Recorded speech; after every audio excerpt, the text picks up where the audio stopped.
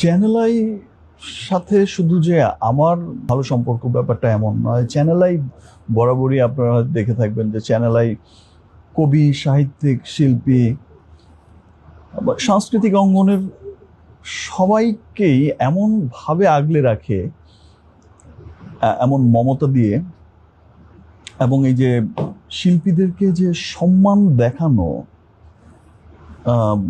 সম্মান করা, এটা আসলে সত্যি মানে অবাক করার মতো। মানে চ্যানেল আই যে কাজটা করে, সমস্ত শিল্পীদেরই আমরা কখনো একটা প্রবলেমে পড়লে বা কখনো একটু কারো সুখ দুঃখ ভালো মন্দ, অনেক শিল্পী দেখা যায়, অনেক সাহিত্যিককেও দেখা গেছে, অনেক সিঙ্গারকে দেখা গেছে যে অসুস্থ হলে সবসময় তার পাশে কিন্তু চ্যানেল আই গিয়ে দাঁড়ায়, খোঁজখবর নেয়, আর্থিক সহায়তাও করে, এবং এই যে তার চিকিৎসার জন্য তারা খুব এগিয়ে আসে।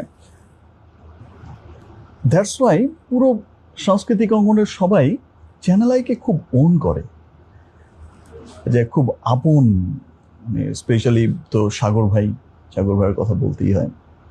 সাগর ভাই, তো আমি এই রোলেক্সটা, এটা তো একে তো অনেক দামি একটা ঘড়ি। এই যে এডিশনটা আমি পরে আছি রোজ গোল্ডের, এটা একটা অনেক দামি একটা ঘড়ি। আমি নর্মালি ভাবছিলাম যে আমি একটা কিনবো,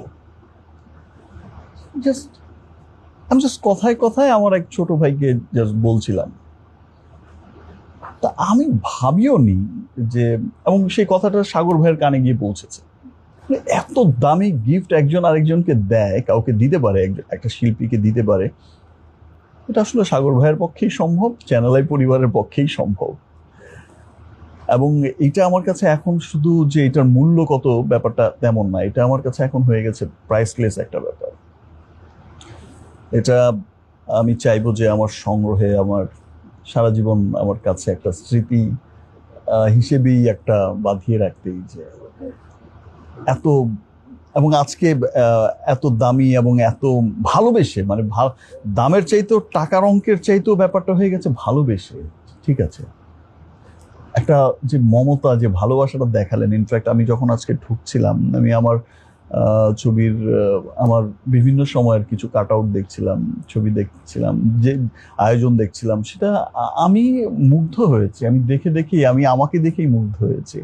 চ্যানেল আইকে অনেক অনেক ধন্যবাদ, সাগর ভাইকে অনেক ধন্যবাদ, যেই যে মমতায় তারা, যে মমতা আমাকে দেখিয়েছে, আমাকে যে ভালোবাসা দেখিয়েছে, তাদের, সাগর ভাইয়ের এই ভালোবাসার কাছে, চ্যানেল আই পরিবারের এই ভালোবাসার কাছে আমি সবসময় কৃতজ্ঞ থাকবো।